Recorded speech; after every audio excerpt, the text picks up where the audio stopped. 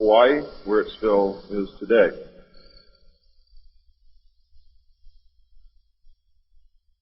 Some of the information is based upon research derived from the information that I saw. For instance, in the documents that I saw, it was stated that President Eisenhower had commissioned a group called the Jason Scholars, which was stated to have been a secret society of scholars, to research the deception, lies, facts, truth, and get at the root and the real truth of the alien question. It also stated that there was a group of 12 men formed by NSC Memo 5410, and that the study group was formed by NSC Memo 5411, and that there was another NSC memo issued to cover the actions of these men and explain the reasons why such prominent men were meeting on a regular basis, and that NSC memo was 5412/1 and 5412/2. 5412/1 was implemented in March of 1955, 5412/2 in November of 1955. Anyone who knows how correspondence, executive orders, and executive memos are written knows that you do not write a memo 5412 in March and then in November tack a second part onto it. The memo was originally really written in 1954. I'm going to go through the whole history. I'm going to have to leave a few things out simply because it's going to be impossible to cover everything in the hour and a half that I have. Before I begin, I would like to read two quotes to you. The first is attributed to Mr. Alistair Cook, who said, quote, "I'll be astounded if this planet is still going 50 years from now. I don't think we will reach 2000. It would be miraculous," unquote. Winston Churchill said, and I quote, "We seem to be moving, drifting, steadily against our will, against the will of every race and every people and every class, towards some hideous catastrophe. Everyone wishes to stop it, but they do not know how." What do you think he was referring to? Ronald Reagan stated on October 18, 1983, in a meeting with Thomas Dine, who is the executive director of the American Israel Public Affairs Committee. And I quote Ronald Reagan, "You know, I turn back to your ancient prophets in the Old Testament and the signs foretelling Armageddon. And I find myself wondering if we're the generation that is going to see that come about. I don't know if you've noted any of those prophecies lately, but believe me, they certainly describe the times we're going through." Now, ladies and gentlemen, during this talk that I'm going to give you, I'm going to explain to you the history of this phenomenon, who the secret government really is, and I will name them by name, beginning group, the study group. I will tell you who they are today. I'm going to tell you what this is all about. I'm going to tell you who's selling drugs to your children, and I'm going to tell you why the United States government is afraid for you to find out what the truth is regarding UFOs.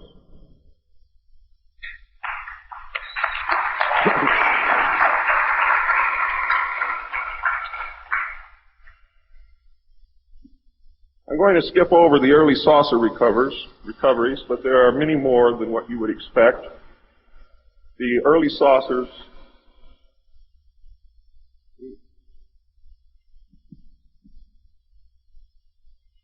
Is this any better?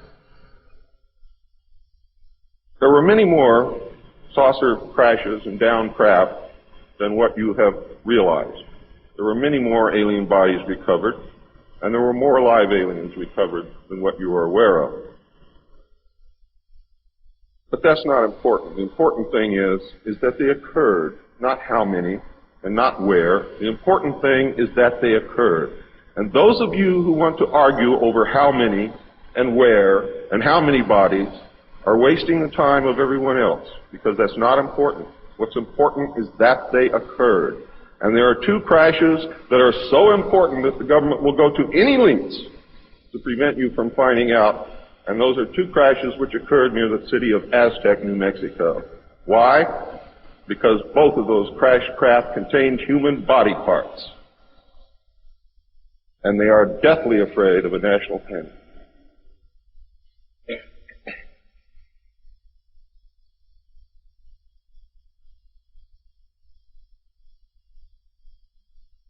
Because of this, there was a very, very tight security blanket screwed down tight over all of the alien question.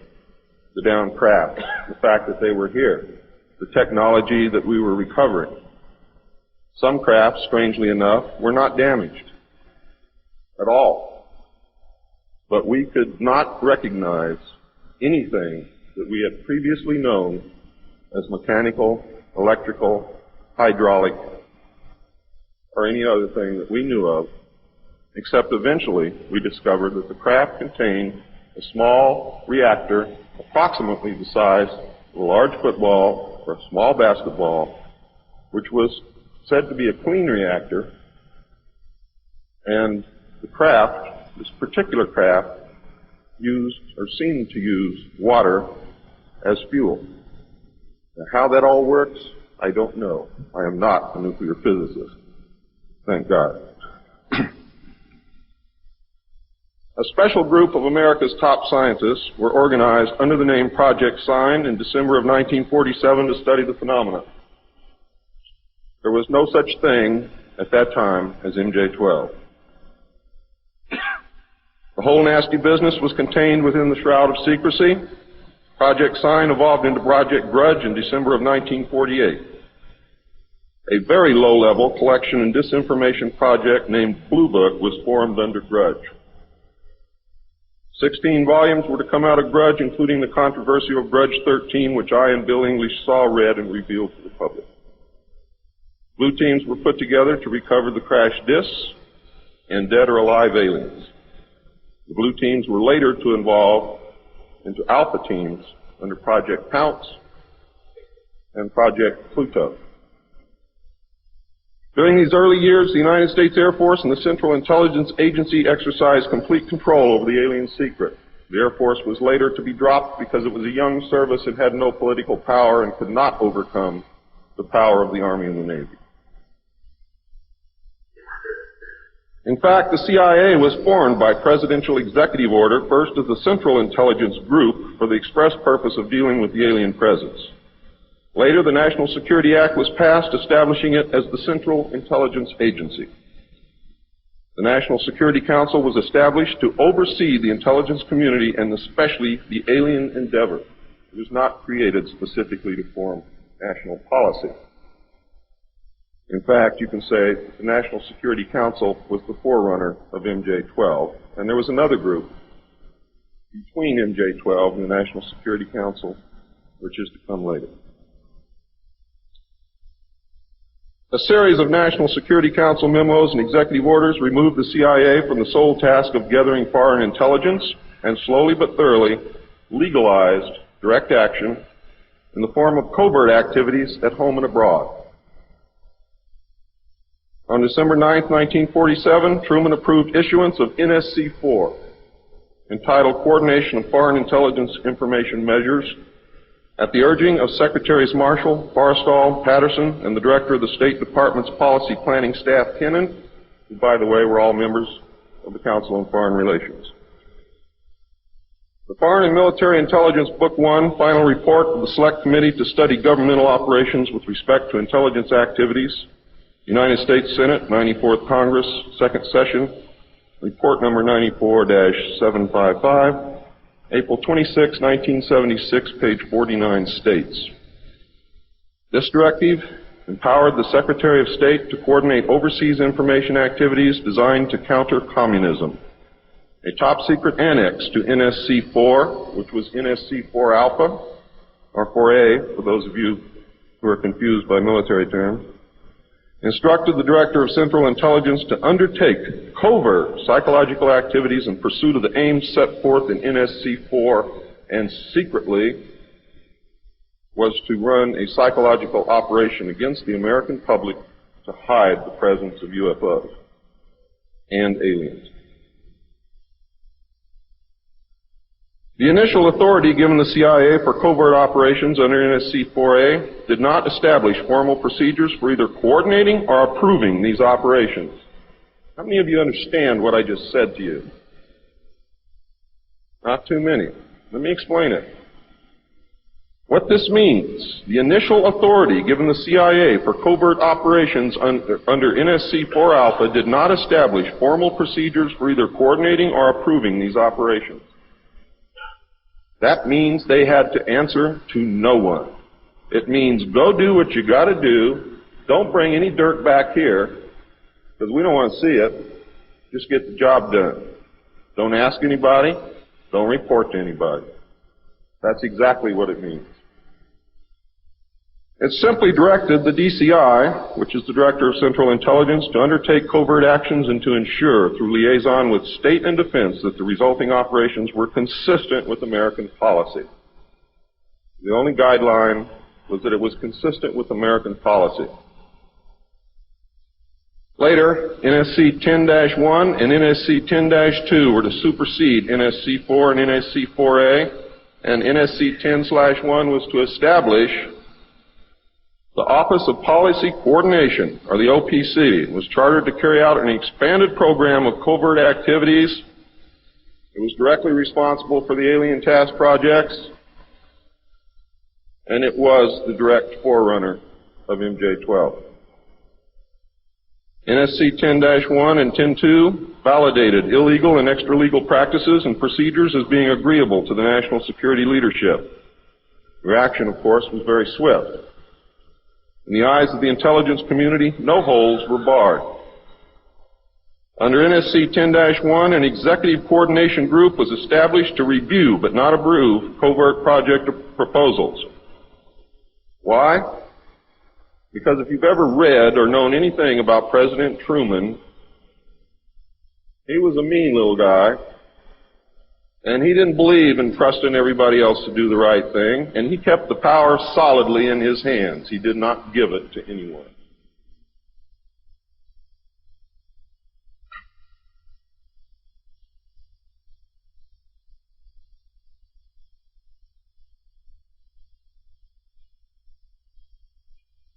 The ECG was secretly tasked to coordinate the alien projects. NSC 10/1 and 2 were interpreted to mean that no one at the top wanted to know about anything until it was over and successful. These actions established a buffer between the President and the information, and it's important that you understand this because it's important later. It was intended that this buffer serve as a means for the President to deny knowledge if leaks divulge the true state of affairs. That is to prevent the collapse of the government. If the President can stand up and say, I didn't know about it, the government can survive. If the President cannot say that, then you have a very, very dangerous situation indeed. The buffer was used in later years for the purpose of effectively isolating succeeding presidents from any knowledge of the alien presence other than what the secret government and the intelligence community wanted them to know. NSC 10-2 established a study panel which met secretly and was made up of the scientific minds of the day and may very well have included some of those names which are on the fraudulent document known as Majestic 12 of the Eisenhower briefing document, which is in reality a contingency plan to lead you right through the Rose Garden.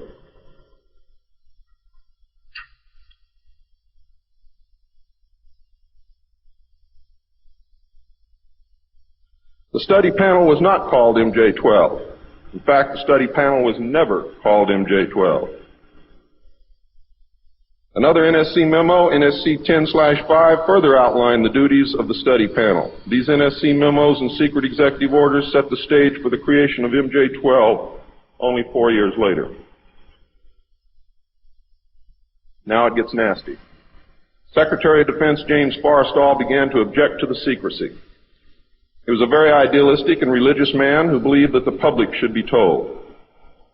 When he began to talk to leaders of the opposition party and leaders of the Congress about the alien problem, he was asked, which is a polite way of saying you're fired, to resign by Truman. He expressed his fears to many people and rightfully believed that he was being watched and that his life was threatened.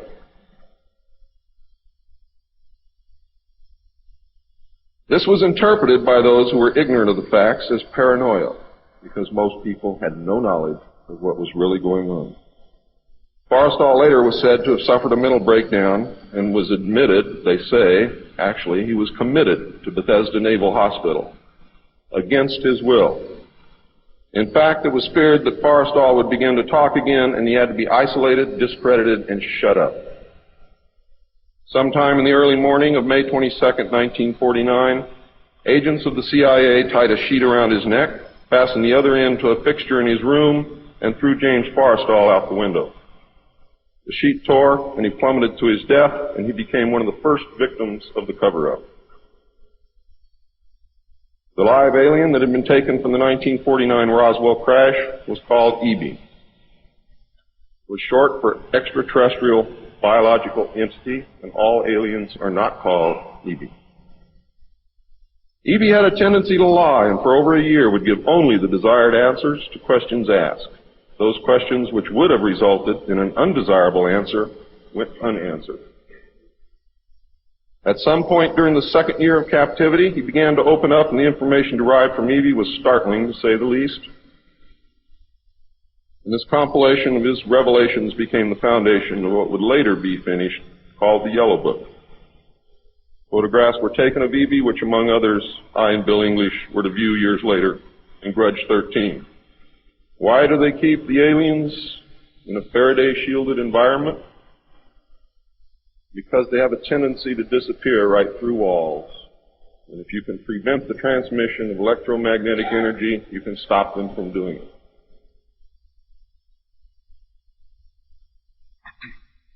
In late 1951, EB became ill.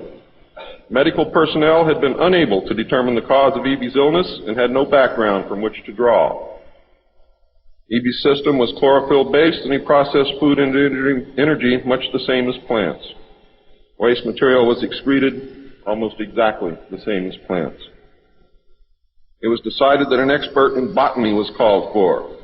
A botanist, Dr. Guillermo Mendoza, was brought in to try and help him recover. Those of you who have been looking for him on medical lists will not find him there. He was a PhD in botany. Dr. Mendoza worked to save EB until mid-1952 when EB died.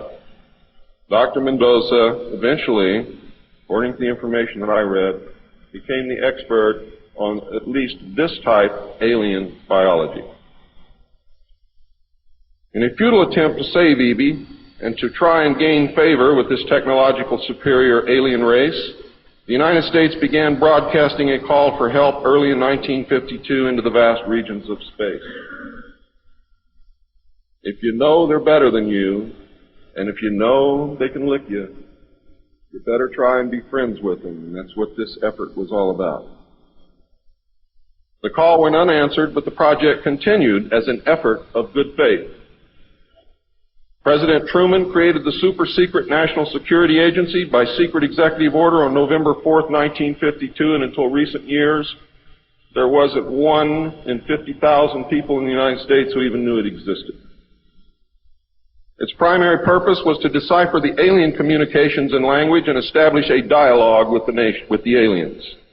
This most urgent task was a continuation of the earlier effort and was codenamed Sigma. The secondary purpose of the NSA was to monitor all communications and emissions from any and all devices worldwide for the purpose of gathering intelligence, both human and alien, and to contain the secret of the alien presence. Project Sigma, ladies and gentlemen, was extremely successful. The NSA also maintains communications with the Luna base and other secret space programs. By executive order, the NSA is exempt from all laws which do not specifically name the NSA in the text of the law as being subject to that law. How many of you know what that means?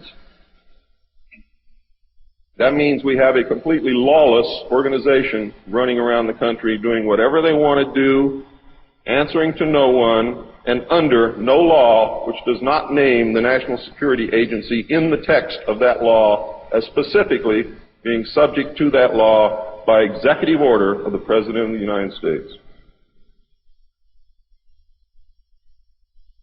That means that if the agency is not spelled out in the text of any and every law passed by the Congress, it is not subject to that or those laws. The NSA now performs many other duties and, in fact, is the premier agency within the intelligence community. Today, the NSA receives 75% of the monies allotted to the intelligence community. And the old sayings, ladies and gentlemen, where the money goes, therein the power resides, is absolutely true.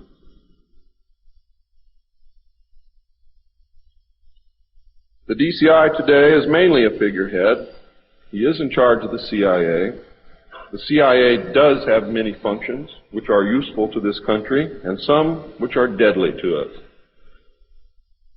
The DCI, of course, is in charge of that agency. But he is not, as everyone thinks, the head of the intelligence community. That position really and truthfully lies with the director of the National Security Agency. The primary task of the NSA is still alien communications, but now includes other alien projects as well. President Truman had been keeping our allies, including the Soviet Union, informed of the developing alien problem since the Roswell recovery. This had been done in case the aliens turned out to be a threat to the human race and thus the world.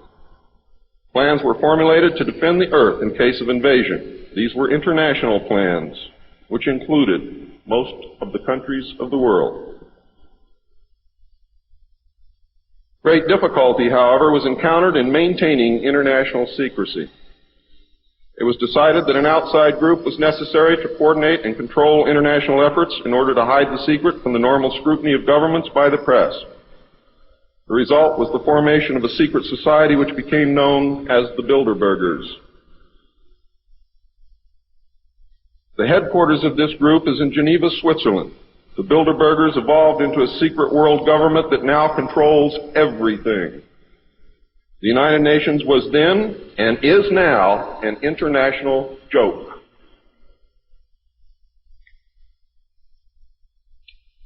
In 1953, a new president occupied the White House. He was a man used to a structured staff organization with a chain of command. His method was to delegate authority and rule by committee. He made major decisions, but only when his advisors were unable to come to consensus, and when he was in the Army, he was known as the diplomat. He was very good at what he did. He was very good at bringing people together, reaching consensus, and getting people to work for him. His normal method was to read through or listen to several alternatives and then approve one. Those who worked closely with him have stated that his favorite comment was, "Just do whatever it takes." Now here's a man very different from President Truman. He spent a lot of time on the golf course. This was not all unusual for a man who had been career Army with the ultimate position of Supreme Allied Commander during the war, a post which carried 5 stars along with it. In fact, he deserved it. This president was General of the Army Dwight David Eisenhower. During his first year in office, 1953, at least 10 more crash disks were recovered, along with 26 dead and 4 live aliens. One of the 4 live aliens died within hours of being removed from the craft. The others died approximately 3 or 4 days later. Of the 10, 4 were found in Arizona, 2 in Texas, 1 in New Mexico, 1 in Louisiana, 1 in Montana, and 1 in South Africa. There were hundreds of sightings.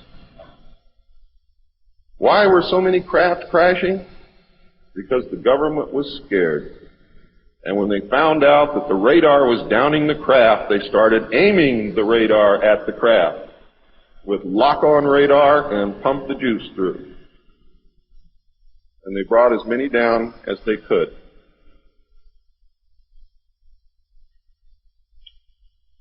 Eisenhower knew that he had to wrestle and beat the alien problem. He knew that he could not do it by revealing the secret to the Congress, because, in fact, isn't that the same as telling the public? Early in 1953, the new president turned to his friend and fellow member of the Council on Foreign Relations, Nelson Rockefeller, for help with the alien problem. Eisenhower and Rockefeller began planning the secret structure of alien task supervision, which was to become a reality within 1 year. The idea for MJ-12 was thus born. It was Nelson's uncle Winthrop Aldrich who had been crucial in convincing Eisenhower to even run for president.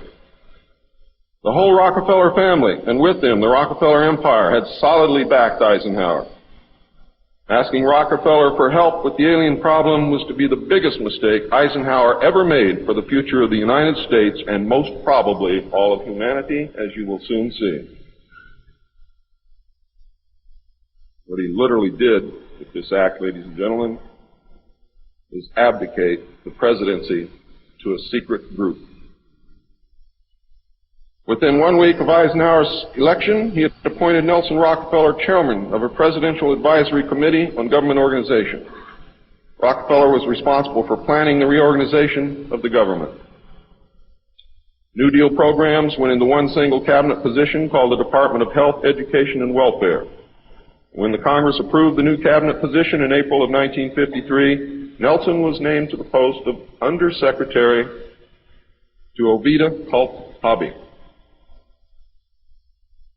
In 1953, also, astronomers discovered large objects in space which were moving toward the Earth, and it was first believed that they were asteroids. However, if you know much about astronomy, you know that you can predict or project backward orbital paths of bodies in space and determine where they come from, what they're doing, where they're going, and what their orbital path really is. Well, this failed to pan out, and the evidence proved that the objects could only be spaceships intelligently guided. Project Sigma intercepted alien communications, and when the objects reached the Earth, they took up a very high orbit around the equator. There were several huge ships, and their actual intent was unknown.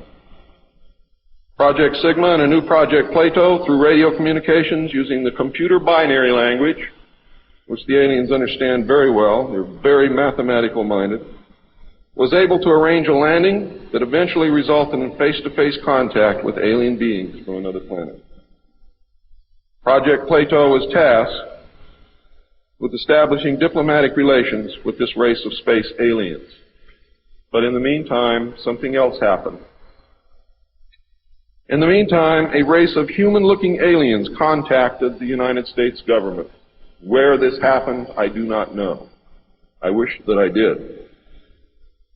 This alien group warned us against the aliens that were orbiting the equator and offered to help us with our spiritual development.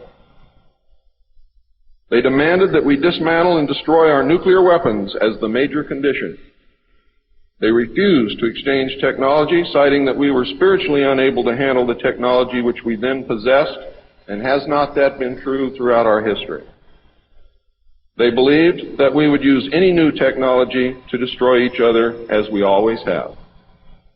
This race stated that we were on a path of self-destruction, and we must stop killing each other, stop polluting the earth, stop raping the earth's natural resources, and learn to live in harmony with each other and with nature. These terms were met with extreme suspicion, especially the major condition of nuclear armament, disarmament, and I have to say that I could not blame them in the face of so many uncertainties and so many alien surprises staring them directly in the face. It was believed that meeting that condition would leave us helpless in the face of an obvious alien threat. We also had nothing in history to help with the decision. Nuclear disarmament was not considered to be within the best interests of the United States, and the overtures were rejected. Later in 1954, the race of large-nosed gray aliens which had been orbiting the Earth landed at Holloman Air Force Base. It happened in 1954, ladies and gentlemen. If you take everything that Bob Ebenegger has ever said and subtract 10 years from it, you will be right on the money. A basic agreement was reached. An alien named Krill was left as a pledge that they would return and formalize the agreement. In fact, he was a hostage. This race identified themselves as originating from a planet around a red star in the constellation of Orion, which we call Betelgeuse. I believe that that's a lie. They lie a lot, and they deceive a lot. And it is evident through every action that they've ever done with us. The truth is, ladies and gentlemen, these creatures might be from Mars, really. They claim that they are from a planet which revolves around the red star, which we call Betelgeuse. They stated that their planet was dying and that at some unknown future time they would no longer be able to survive there. This led to a second landing at Edwards Air Force Base. The historical event had been planned in advance and details of the treaty had already been agreed upon. Eisenhower arranged to be in Palm Springs on vacation. On the appointed day, the President was spirited away to the base, and the excuse was given to the press that he was visiting the dentist for a toothache. President Eisenhower met with the aliens, and a formal treaty between the alien nation and the United States of America was signed. We then received our first alien ambassador from outer space. His name and title, and I know it sounds ridiculous, but it's absolutely true. His name and title was His Omnipotent Highness Krill, pronounced Krill, spelled K-R-L-L-L or C-R-L-L-L. In the American tradition of disdain for royal titles, he was secretly called Original Hostage Krill, R-O-H Krill, so that Americans would not have to say, Your Omnipotent Highness.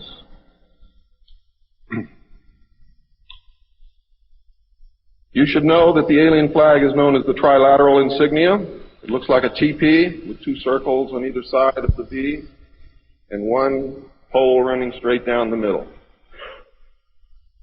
It is displayed on their craft and worn on their chest on their uniforms. Both of these landings in the second meeting were filmed, and the film exists today. Where it exists, I do not know, but I do know that it exists. The treaty stated, the aliens would not interfere in our affairs and we would not interfere in theirs. We were particularly interested that they do not interfere with anything that would affect our future, which has been violated. We would keep their presence on Earth a secret. They would furnish us with advanced technology and would help us in our technological development. They would not make any treaty with any other Earth nation. They could abduct humans on a limited and periodic basis for the purpose of medical examination and monitoring of our development, with the stipulation that the humans would not be harmed, would be returned to their point of abduction, that the humans would have no memory of the event, and that the alien nation would furnish MJ-12 with a list of all human contacts and abductees on a regularly scheduled basis. And this is not being done. It was agreed that each nation would receive the ambassador of the other for as long as the treaty remained in force. It was further agreed that the alien nation and the United States would exchange 16 personnel each to the other with the purpose of learning each of the other. The alien guests would remain on Earth, and the human guests would travel to the alien point of origin for a specified period of time, then return, at which point a reverse exchange would be made. I have no knowledge whatsoever of what happened to those original 16 humans who left the Earth with the aliens. It was also agreed that bases would be constructed underground for the use of the alien nation, and that two bases would be constructed for the joint use of the alien nation and the United States government. The base at Dulce is one, the base at S4 in the area known as Area 51 or Dreamland is the second. Exchange of technology would take place in the jointly occupied bases.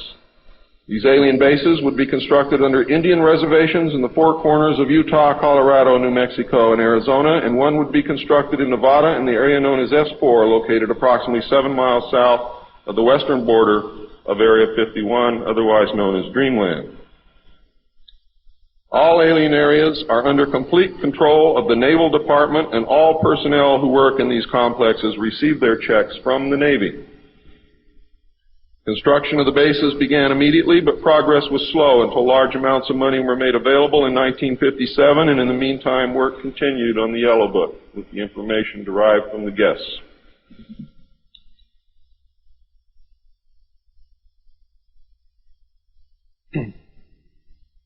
I would like to say at this time that the movie that most of you may have seen, how many of you saw Close Encounters of the Third Kind? That movie was absolutely true. Those events did take place. Not exactly as you saw them. not in the place where you saw them take place. But there was a landing, there was an agreement, there was conversation, there was an exchange of personnel made. I would like to say now also that J. Allen Hynek was the technical director on that movie, and he was also the co-author of Grudge 13, which I read between the years 1970 and 1973, along with another man named Lieutenant Colonel Friend. As you learned last night, it's the real nice guys that get you. Right, Phil?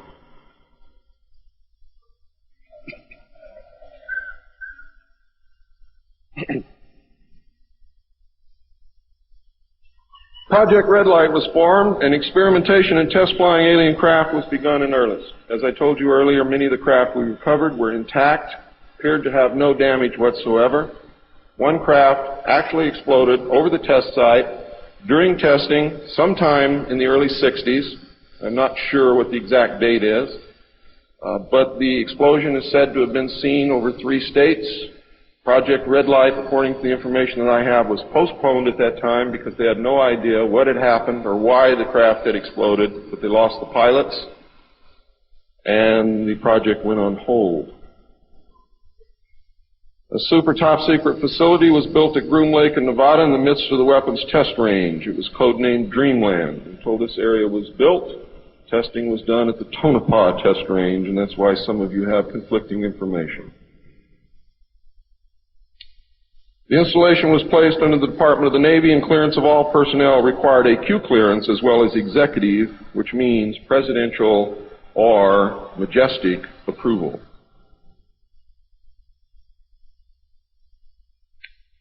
This is ironic due to the fact that the President of the United States does not have clearance to visit the site.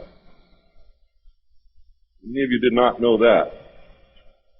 The President of the United States cannot enter Area 51. There are very many other areas which he cannot enter also. The alien base and exchange of technology actually took place in an area known as S4. Area S4 was codenamed the Dark Side of the Moon. The Army was tasked to form a super-secret organization to furnish security for all alien task projects.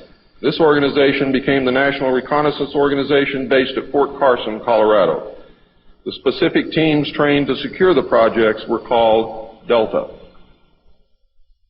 A second project, codenamed Snowbird, was promulgated to explain away any sightings of the red light craft as being Air Force experiments. The Snowbird craft were manufactured using conventional technology and were flown for the press on several occasions, and those of you who are my age or older will remember, as children or young adults, going to the movie and seeing in the movie-tone newsreel the Avro car and other strange-looking saucer craft that were developed by the United States and the Canadian Armed Forces as a part of Project Snowbird. Project Snowbird was also used to debunk legitimate public sightings of alien craft, also called UFOs. Project Snowbird was very successful, and reports from the public declined steadily until recent years. But not just due to Project Snowbird. There was an intense ridicule, denial, and debunking campaign going on since the beginning. People stopped reporting what they saw. A multi-million-dollar secret fund was organized and kept by the military office of the White House. This fund was used to build over 75 deep underground facilities. Presidents who asked were told the fund was used to build deep underground shelters for the president in case of war. Only a few were built for the president.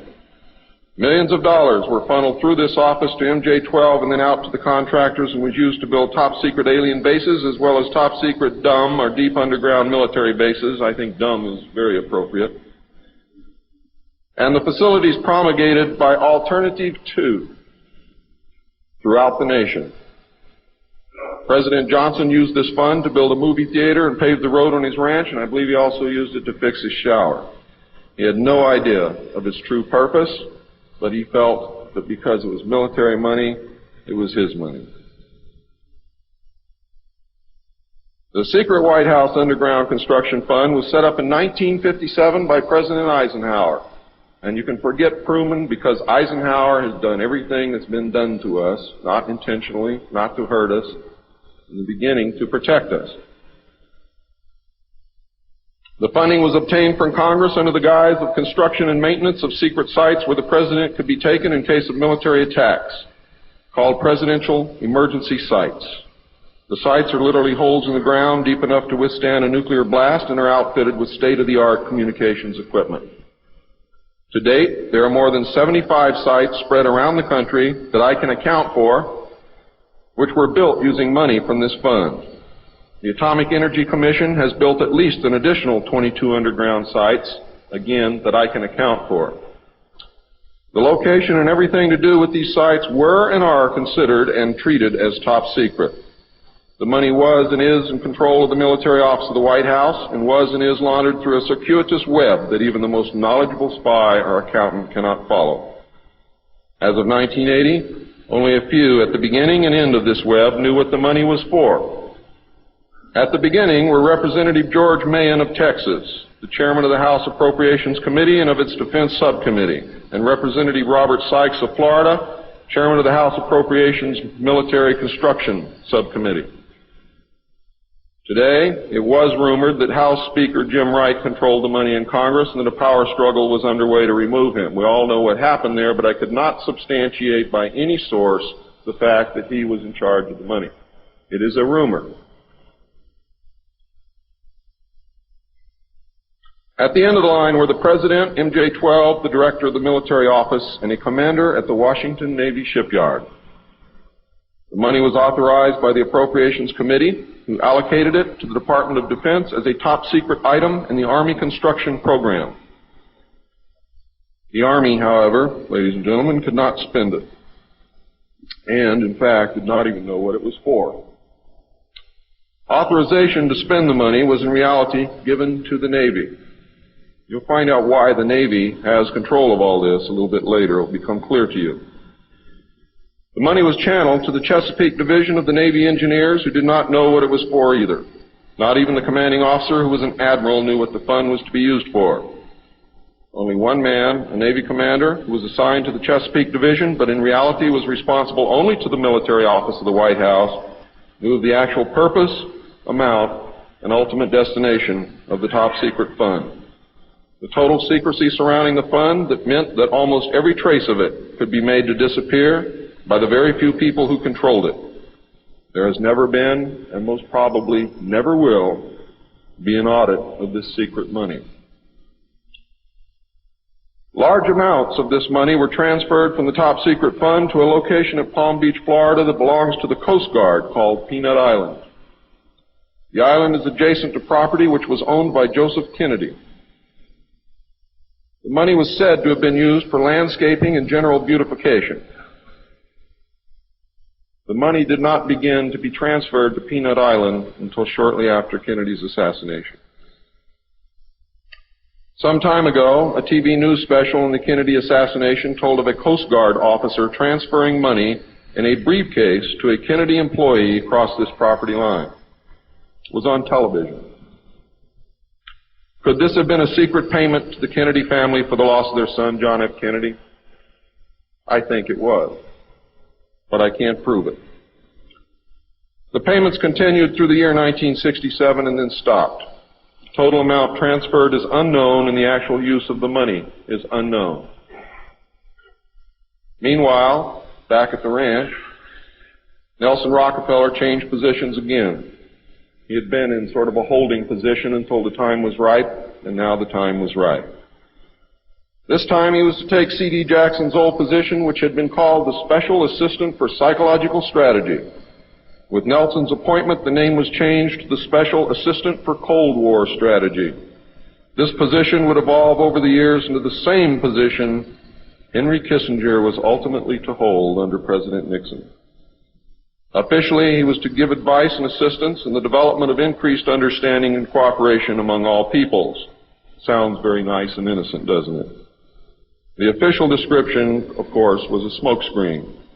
For secretly, he was the presidential coordinator for the intelligence community. In his new post, Rockefeller reported directly and only to the President. He attended meetings of the Cabinet, the Council on Foreign Economic Policy, and the National Security Council, which was the highest policy-making body in the government. Nelson Rockefeller was also given a second important job as the head of the secret unit called the Planning Coordination Group, which was formed under NSC 5412/1 in March of 1955. However, the memo was written in 1954 at the same time that NSC 5410 and NSC 5411 were written. It was not used until it was needed. The group consisted of different ad hoc members depending upon the subject on the agenda. The basic members were Rockefeller, a representative of the Department of Defense, a representative of the Department of State, and the Director of Central Intelligence. It was soon called the 5412 Committee or the Special Group. NSC 5412/1 established the rule, for the first time, established the rule that covert operations were subject to approval by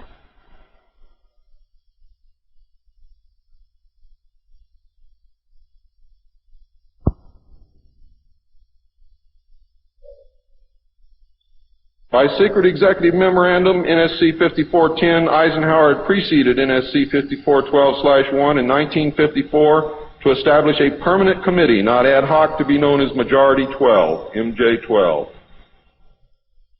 to oversee and conduct all covert activities concerned with the alien question. NSC 5412/1 was created to explain the purpose of these meetings when Congress and the press became curious as to why such important and prominent men were meeting on a regular basis. Majority 12 was made up of Nelson Rockefeller, the Director of Central Intelligence Allen Welsh Dulles, the Secretary of State John Foster Dulles, the Secretary of Defense Charles E. Wilson, the Chairman of the Joint Chiefs of Staff Admiral Arthur W. Radford, and that's why the Navy got everything, because the first Chairman of the Joint Chiefs of Staff who served on MJ-12 was Navy. If it had been an Army general, the Army would have had it. The Director of the Federal Bureau of Investigation, J. Edgar Hoover, and that should answer a lot of questions for you, and 6 men from the Executive Committee of the Council on Foreign Relations known as the Wise Men. These men were all members of a secret society of scholars that called themselves the Jason Society. See you smiling, Phil. Thought I didn't know it, didn't you? Fooled you. Are the Jason Scholars who recruited their members from the Skull and Bones and the Scroll and Key societies of Harvard and Yale. And that was stated verbatim in Operation Majority. The Wise Men were key members of the Council on Foreign Relations. There were 12 members, including the first 6 from government positions, thus Majority 12. This group was made up over the years of the top officers and directors of the Council on Foreign Relations and later the Trilateral Commission. Gordon Dean, George Bush, and Zbigniew Brzezinski were among them. The most important, however, and influential of the Wise Men who served on MJ-12 were John McCloy, Robert Lovett, Averill Harriman, Charles Bolin, George Kennan, and Dean Acheson. Their policies were to last well into the decade of the 70s, and it is significant that President Eisenhower, as well as the first 6 MJ-12 members from the government, were also members of the Council on Foreign Relations. Thorough researchers will soon discover that not all of the Wise Men attended Harvard or Yale, and not all of them were chosen for Skull and Bones or Scroll and Key membership during their college years. You'll be able to quickly clear up this mystery by obtaining the book The Wise Men by Walter Isaacson and Evan Thomas, Simon & Schuster, New York. And under illustration number 9 in the center of the book, you will find the caption, "Lovett with the Yale unit, above far right and on the beach. His initiation into Skull and Bones came at an air base near Dunkirk." I have found that members were chosen on an ongoing basis by invitation based upon merit, post-college, and was not confined to only Harvard or Yale attendees. It also had something to do with how much money your family had, unless you were a military officer. A chosen few were later initiated into the Jason Society. They are all members of the Council on Foreign Relations, and at that time were known as the Eastern Establishment. This should give you a clue to the far-reaching and serious nature of these most secret college societies. The Jason Society is alive and well today, but now includes members of the Trilateral Commission as well. The Trilateralists existed secretly several years before 1973 because I saw the name of the Trilateral Commission in the documents in 1971. The name of the Trilateral Commission was taken from the alien flag known as the Trilateral Insignia. That should give you some clue as to how much trouble you're in. Majority 12 was to survive right up to the present day. Under Eisenhower and Kennedy, it was erroneously called the 5412 Committee, or more correctly, the Special Group. In the Johnson administration, it became the 303 Committee, named after the room that they met in at the White House when they met at the White House. Because the name 5412 had been compromised in the book The Secret Government. Actually, it was not compromised. It was intentionally leaked to explain the purpose of the meeting of these men, so that no one would go looking for NSC 5410 and NSC 5411. And I wish you all luck. I hope that you're able to dig it out.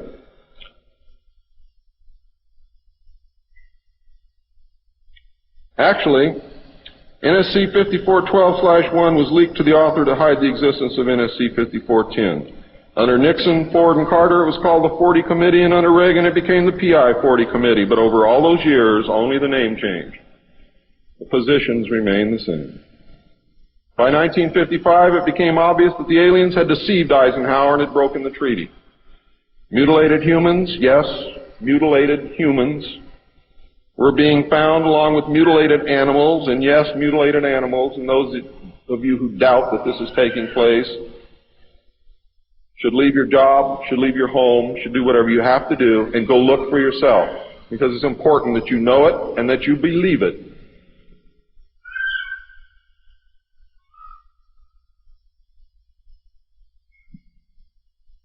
These things were being found all across the United States.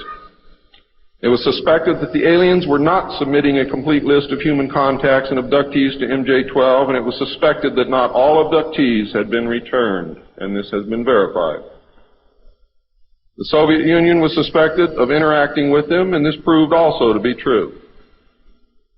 It was learned that the aliens had been and were then manipulating masses of people through secret societies, witchcraft, magic, the occult, and religion. After several Air Force combat air engagements with alien craft, it also became apparent that our weapons were no match against theirs. In November of 1955, NSC 5412/2 was issued, establishing a study committee to explore all factors which are involved in the making and implementing of foreign policy in the nuclear age. This, again, was only a blanket of snow that covered the real subject of study, which was the alien question.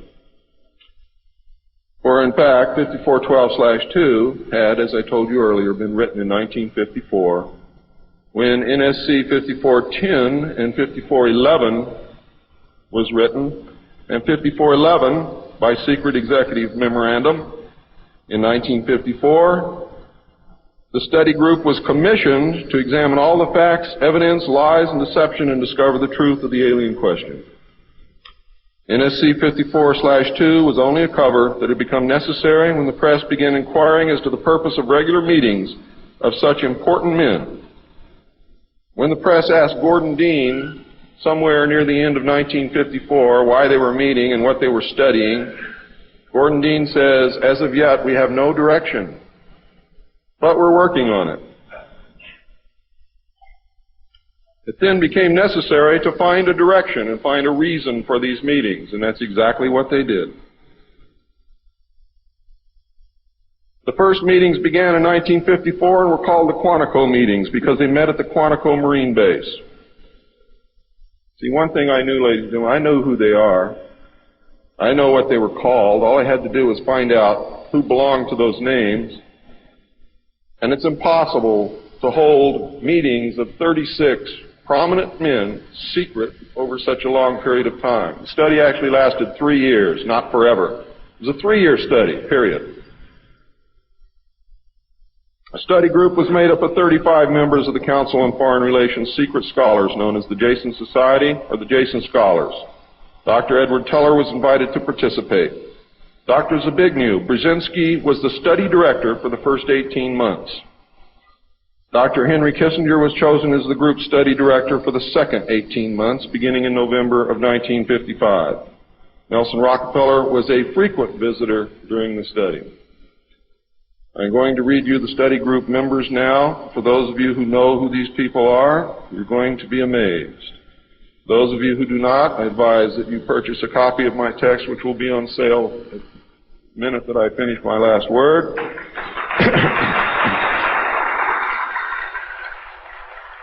And research everything that I'm telling you, and your own research will tell you that I am telling you the truth, and I don't have to do that. You see, I'm a witness. I'm not a ufologist, and I'm not by profession a researcher. I'm doing this because I want the Constitution put back where it belongs.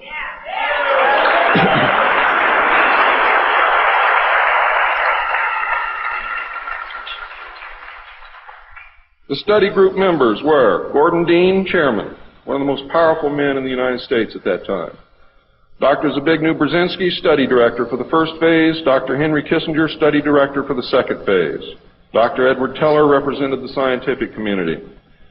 Major General Richard C. Lindsay, Hanson W. Baldwin, Lloyd B. Berkner, Frank C. Nash, Paul H. Nitze, Charles P. Noyes, Frank Pace Jr., James A. Perkins, Don K. Price, David Rockefeller, Oscar M. Rubhausen, Lieutenant General James M. Gavin, Carl P. Haskins, James T. Hill Jr., Joseph E. Johnson, Mervyn J. Kelly, Frank Altschul, Hamilton Fish Armstrong, Major General James McCormick Jr., Robert R. Bowie, McGeorge Bundy, William A. M. Burden, John C. Campbell, Thomas K. Finletter, George S. Franklin Jr., I. Rabbi, Roswell L. Gilpatrick, N. E. Hallaby, General Walter Bedell Smith, called Beadle, Henry DeWolf Smythe, Shields Warren, Carol L. Wilson, and Arnold Wolfers. Now, these aren't bad guys. They were a study group. And the first MJ-12 was not made up of bad guys. They were made up of concerned Americans. What happened later became bad. The yanking of power away from the president, the formation of a secret government, the sale of drugs to the American people, etc., etc., etc. And I'm going to cover most of those things before I'm finished. It's about time. The second phase meetings were also held at the Marine base at Quantico, Virginia, and the group became known as Quantico II. Nelson Rockefeller built a retreat somewhere in Maryland which could only be reached by air for MJ-12 and the study committee so that they could meet away from public scrutiny. He donated the land, he built the facilities. Say hello for me, Phil.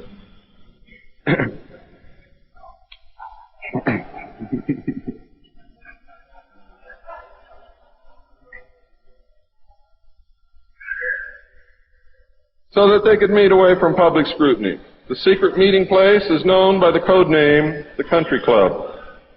Complete living, eating, recreation, library, and meeting facilities exist at the location. The study group was publicly closed in the later months of 1956, and Henry Kissinger published what was officially termed the results in 1957 as Nuclear Weapons and Foreign Policy by Henry A. Kissinger, published for the Council on Foreign Relations by Harper & Brothers, New York. In truth, the manuscript had already been 80% written while Kissinger was at Harvard. The study group continued veiled in secrecy. A clue to the seriousness Kissinger attached to the study can be found in statements by his wife and friends. Many of them stated that Henry would leave home early each morning and return late each night without speaking to anyone or responding to anyone. It seemed, in fact, as if he were in another world which held no room for anyone else. Now, when they say that he would not speak to anyone or respond to anyone, they meant it literally. I find these statements very revealing. The revelations of the alien presence and actions during the study must have been a great shock. I know I would have been shocked.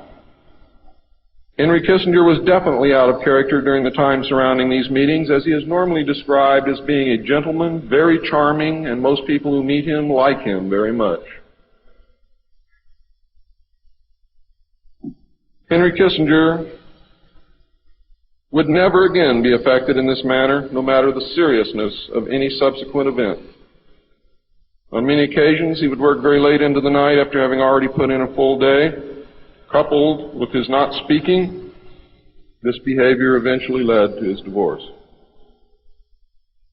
A major finding of the alien study was that the public could not be told, as it was believed that this would most certainly lead to economic collapse, collapse of the religious structure, and national panic, which would lead into anarchy.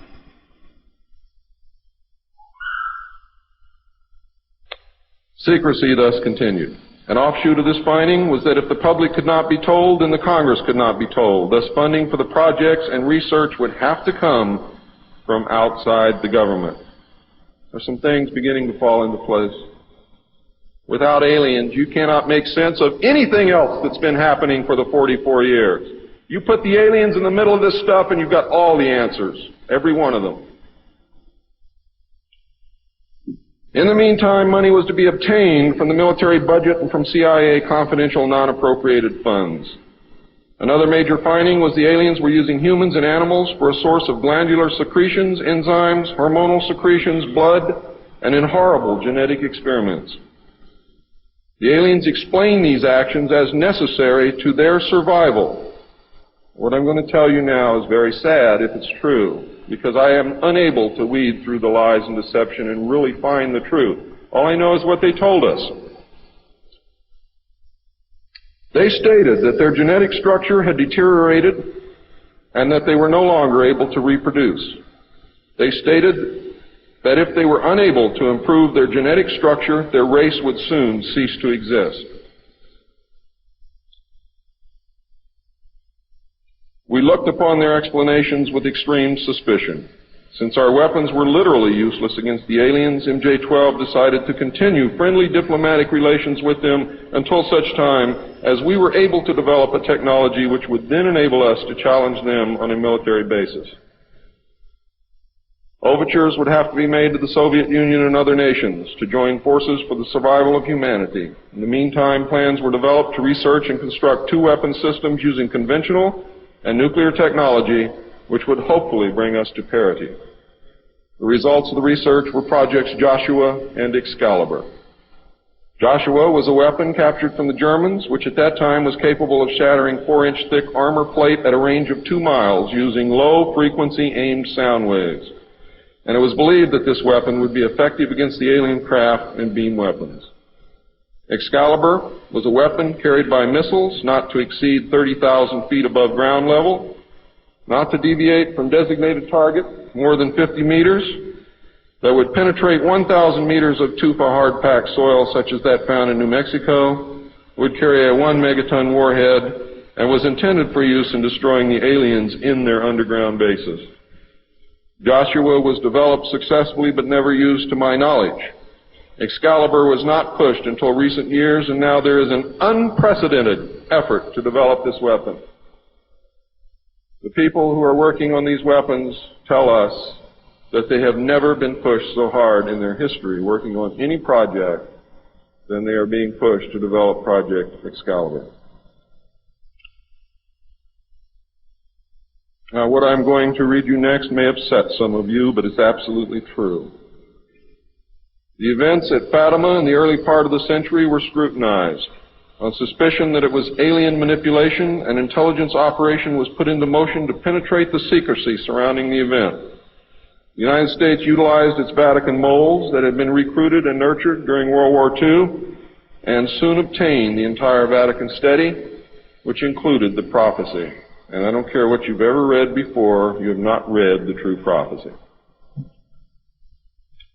This prophecy stated that if man did not turn from evil and place himself at the feet of Christ, the planet would self-destruct and the events described in the book of Revelations would indeed come to pass. It stated that a child would be born who would unite the world with a plan for world peace and a false religion beginning in 1992. By 1995, the people would discern that he was evil and was indeed the Antichrist.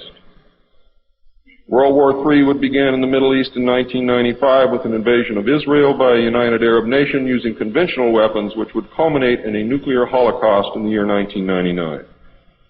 Between 1999 and 2003, most of the life on this planet would suffer horribly and die as a result. The return of Christ would occur in the year 2011. Is this true? I don't know. I know that it was decided by the United States government that this was indeed an alien event, and I believe that this is more deception which is being heaped upon us. So don't go out of here thinking that the world is going to end tomorrow because of this. It might because of something else, and I'm going to talk about that, but not because of this.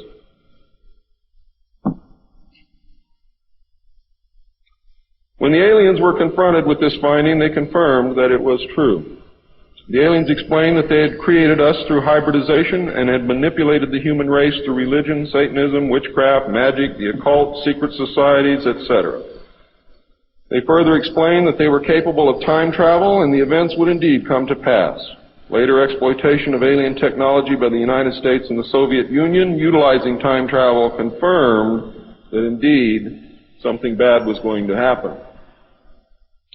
The aliens showed a hologram which they claimed was the actual crucifixion of Christ, which the government filmed. We did not know whether to believe them or not. Were they using our genuine religions to manipulate us? Or were they indeed the source of our religions with which they had been manipulating us all along? Or was this the beginning scenario of the genuine end times and the return of Christ which had been predicted in the Bible? No one knew the answer. And I don't know the answer either. A symposium was held in 1957, which was attended by some of the great scientific minds then living. It was held in Huntsville, Alabama.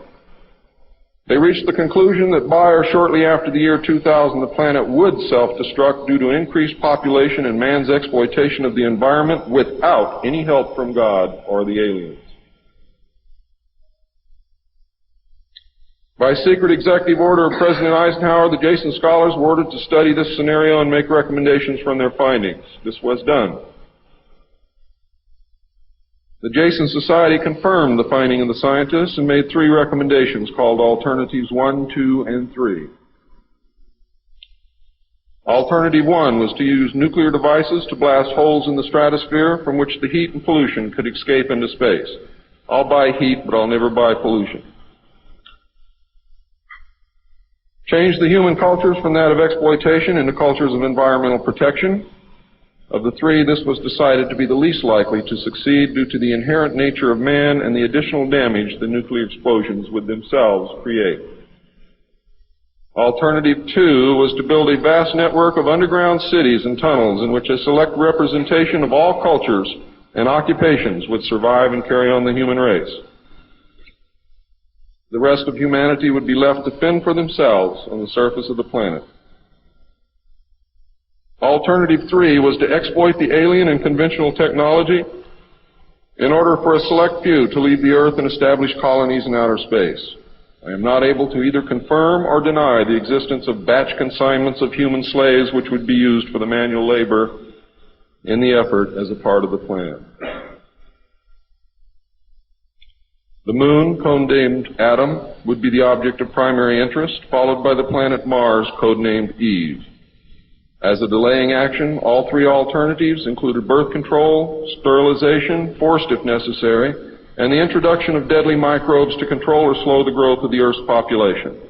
AIDS is only one result of these plans. There are others. It was decided, since the population must be reduced and controlled, that it would be in the best interest of the human race to rid ourselves of the undesirable elements of our society. The joint U.S. and Soviet leadership dismissed Alternative 1 but ordered work to begin on Alternative 2 and 3 virtually at the same time. Those of you in the state of Washington who report hearing machinery underground are probably correct. In 1959, the RAND Corporation hosted a deep underground construction symposium. I have a copy of this symposium report, which I'm not supposed to have. Nevertheless, I have it, approximately this thick. In the symposium report, machines are pictured and described which could bore a tunnel 45 feet in diameter at the rate of 5 feet per hour in 1959. Just think what they can do now. It also displays pictures of huge tunnels and underground vaults containing what appear to be complex facilities and possibly even cities. It appears that the previous 5 years of all-out underground construction had made very significant progress by that time.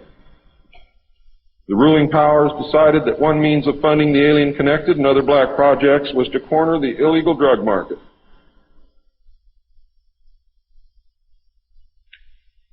A young, ambitious member of the Council on Foreign Relations was approached. His name is George Bush, who at the time was the president and CEO of Zapata Oil based in Texas. Zapata Oil was experimenting with the new technology of offshore drilling. It was correctly thought that the drugs could be shipped from South America to the offshore platforms by fishing boat, where it would then be taken to shore by the normal transportation used for supplies and personnel.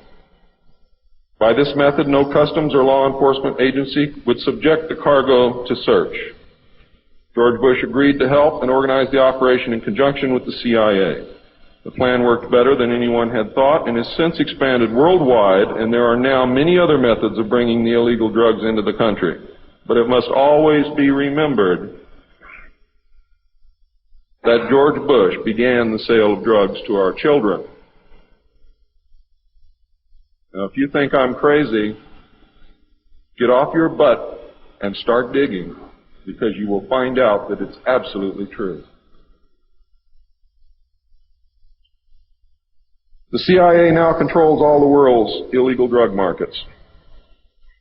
The official space program was boosted by President Kennedy in his inaugural address when he mandated that the United States put a man on the moon before the end of the decade.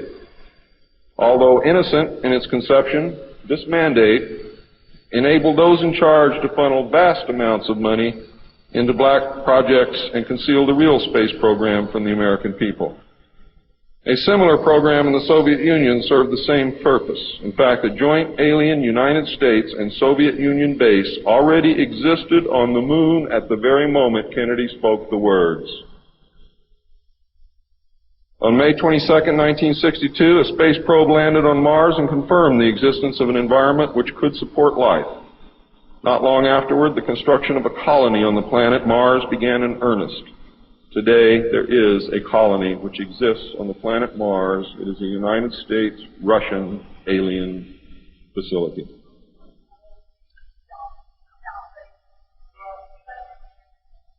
If you believe it's outrageous, stick around a few years.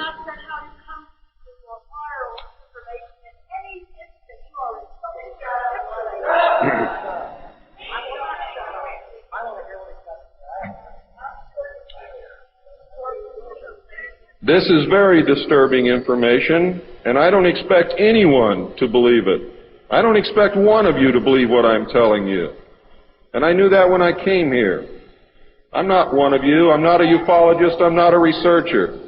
I have an obligation to inform the public, and once that's done, I've done my job. From then on, it's up to you, not me.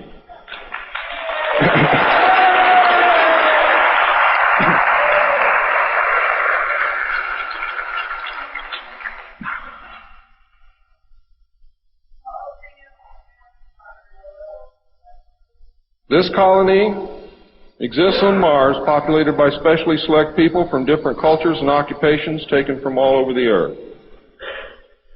A public charade of antagonism between the Soviet Union and the United States has been maintained over all these years in order to fund projects in the name of national defense when in fact we are the closest allies. At some point, President Kennedy discovered portions of the truth concerning the drugs and the aliens. He issued an ultimatum in 1963 to MJ-12. President Kennedy assured them that if they did not clean up the drug problem, he would. He informed MJ-12 that he intended to reveal the presence of aliens to the American people within the following year and ordered a plan developed to implement his decision. President Kennedy was not a member of the Council on Foreign Relations and knew nothing of Alternative 2 or Alternative 3 that I can find out. Internationally, the operations were supervised by an executive committee known as the Policy Committee. In the United States, they were supervised by MJ-12 and in the Soviet Union by its sister organization. President Kennedy's decision, of course, struck fear into these people. His assassination was ordered by the Policy Committee, and the order was carried out by agents of MJ-12 in Dallas.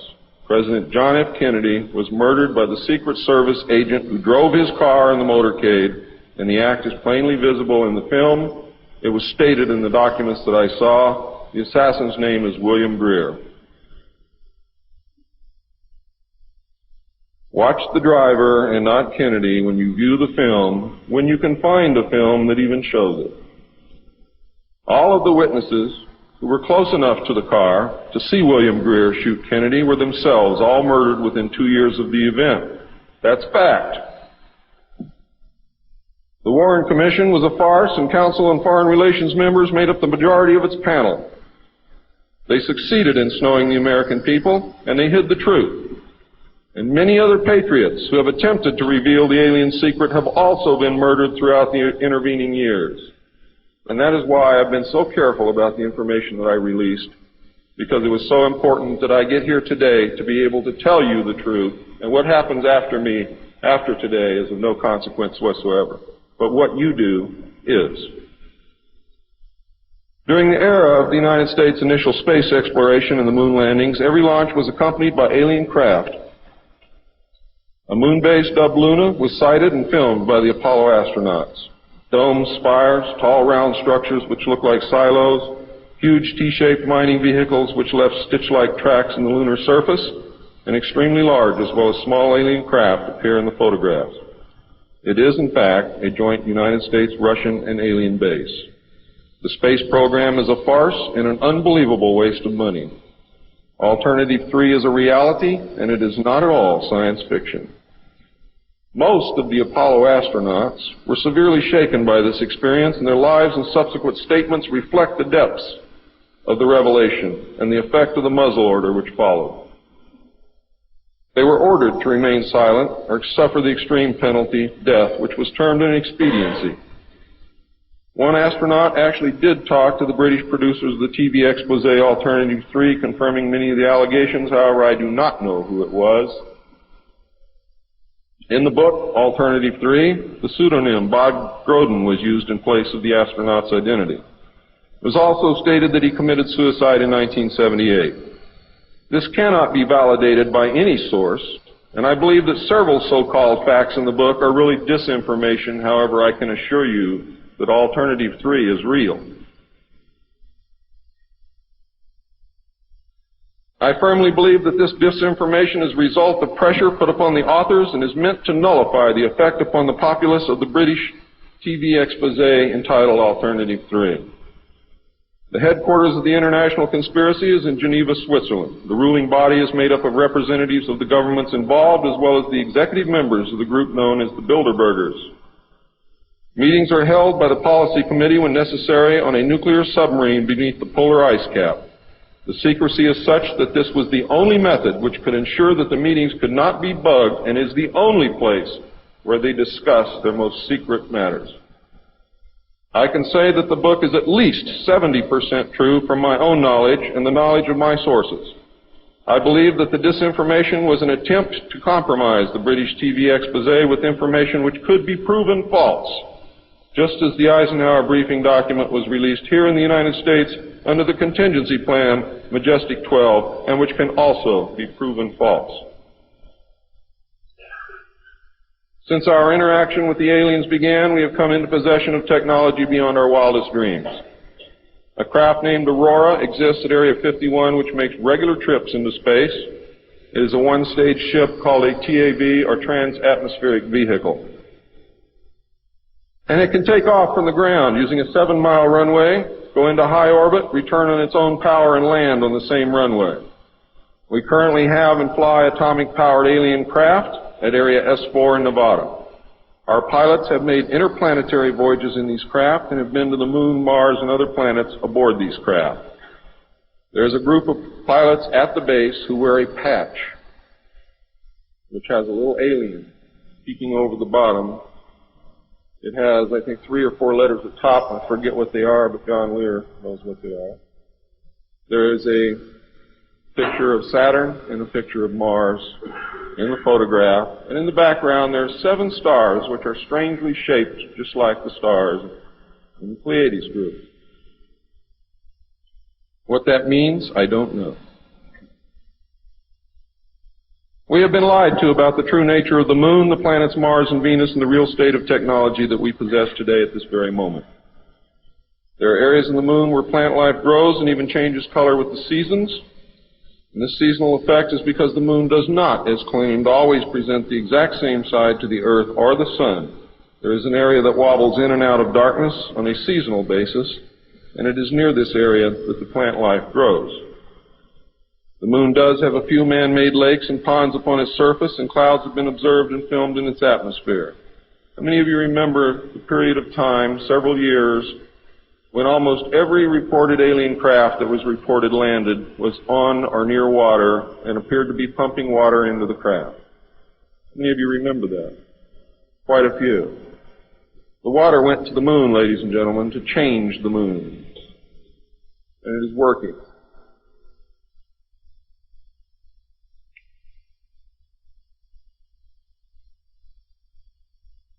It possesses a gravitational field, and man can walk upon its surface without a spacesuit, breathing from an oxygen bottle after undergoing decompression the same as any deep-sea diver. Ladies and gentlemen, if you can come from 1,200 feet underwater to the surface through decompression, you can go from the surface to 1 atmosphere of vacuum. See, vacuum does not cause a problem for the human body. It's the inert gas that's dissolved in your tissues and in your bones and in the fluids in your body that causes you the problem. If this is decompressed properly, you will have no problem. All you need is a very small amount of oxygen, very small pressure to breathe. You will suffer no harm, except for one thing, that oxygen becomes toxic after breathing it over a long period of time. Therefore, excursions would have to be of a minimal time length. Other than that, there is no reason why you or anyone else cannot walk on the surface of the Moon or in space in a vacuum without a spacesuit. How do I know? I used to be one of the world's experts on deep-sea mixed gas breathing mixtures for divers and on deep saturation diving. When I was the head of the department of the Mixed Gas Deep Saturation Diving Division of the College of Oceaneering. And I can tell you now, it's much easier to decompress to a vacuum and walk on the surface of the Moon than it is to bring a man up from 600 feet.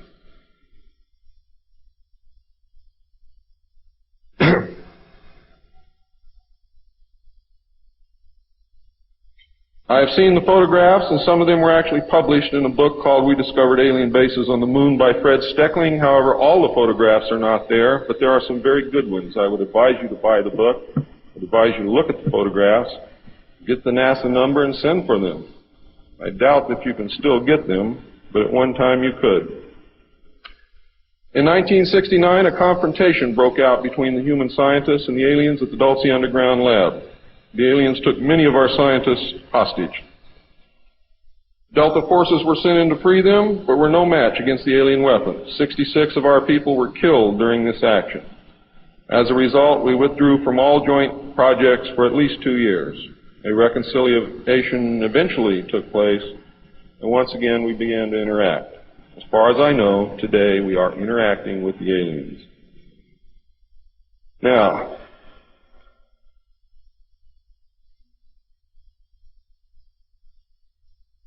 I'm gone past my limit. I'm not going to infringe upon the other speakers. The text of my speech will be on sale outside. I only have one message to give you. I don't care what you think of me. I don't care what you call me. I do care what you do with this information because it is important to our survival as a species.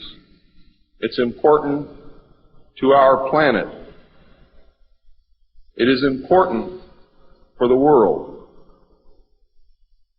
What happens to me is of no consequence, and I knew that when I started this. And over the last 17 years, I knew that someday I was going to have to get up and say this, whether I wanted to or not, whether I was afraid or not. Now I am here, and now it is done. And I feel an overwhelming relief.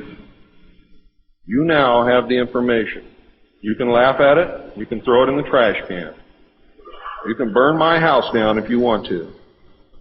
But I am telling you right now, your future, your children's future, your grandchildren's future depends upon what you do with this information. Your own government is selling your children drugs, and you don't seem to care. Your own government has given away the power of the people, and you don't seem to care.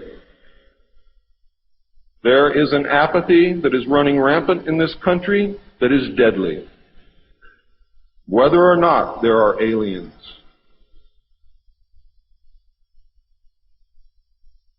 We are truly now, at this moment, a nation of sheep. And ladies and gentlemen, I assure you that sheep are always led to the slaughter. But it does not have to be that way. There is tremendous power in knowledge. There is also tremendous power in secrecy. Take away that secrecy, you make sure that you're informed, and you can change things and stop fighting with each other. Thank you.